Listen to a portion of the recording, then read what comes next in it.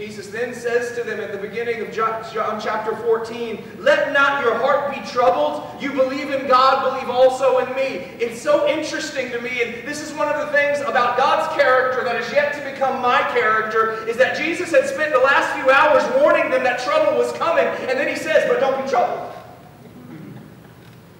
How often does that happen in your life? Right? Where he's preparing you, he's working in you, he's letting you know trouble is coming, and then he just very nonchalantly and matter-of-factly says, "But don't be troubled." Because if I know what's coming well enough to prepare you for it, don't you think I've already made a way for you in it? If I can let you know it's coming, don't you think I can also let you know you're going through it? Like, we have this tendency to think that, oh no, trouble's coming, we better get ready for it. He's ready for it. Yeah. See, that's the thing that we keep tripping over. What do I need to do? What do I need to do? Ask him, what have you done?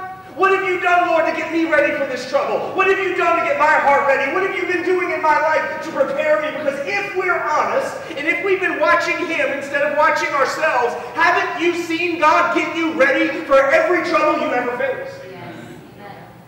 Haven't you? And most of us, here's the problem, most of us look back and see it. Right? Most of us look back and say, you know what? He got me ready for that. But we don't recognize it until we've gone through it. What if we were so attached to the Spirit who lives within us, so convinced of the Spirit who lives within us, that when he says trouble's coming, we could see how he'd already gotten us ready for it? Because that's how Jesus lived.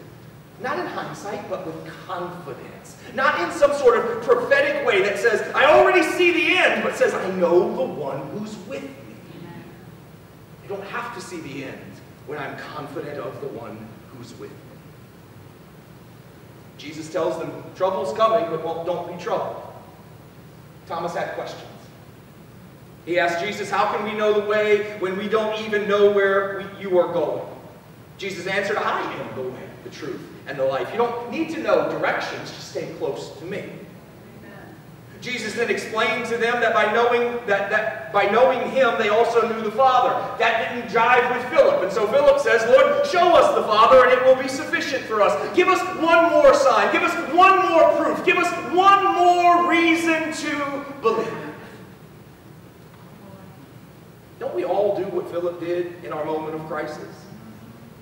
You know what's interesting to me is we can give testimonies, and we love to give testimonies about things that happened, but we forget and we don't understand that the story of where we've been is meant to give us courage for where we are right now. Yeah. Like, if all you do is talk about where you were, but you're anxious about where you are, you don't understand the testimony. And you also don't understand the Spirit that lives in you, because there should be something that says, I can tell my story to myself. Like, some of us love to tell our testimonies to other people, to build them up, to strengthen them, to show how wise we are, and yet we're not living in the reality of that testimony at all. We're anxious and fearful and worried and nervous about everything that we don't understand. Tell yourself he's been good. Tell yourself he's been faithful. Tell your story to yourself, because if he got you here, he'll get you where you need to go next.